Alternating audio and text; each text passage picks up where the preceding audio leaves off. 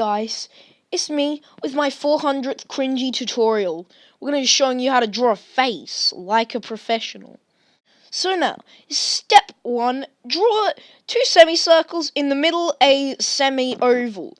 And no, that is not supposed to be a penis, you sicko!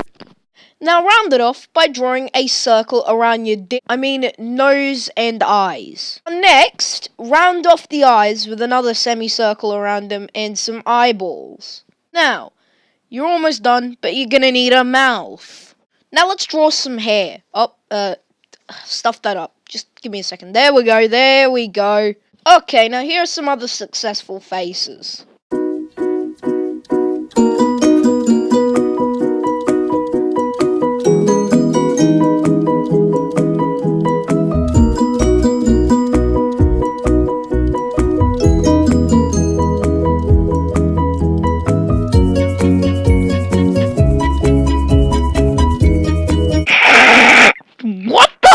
So yeah, that's how you draw your professional face.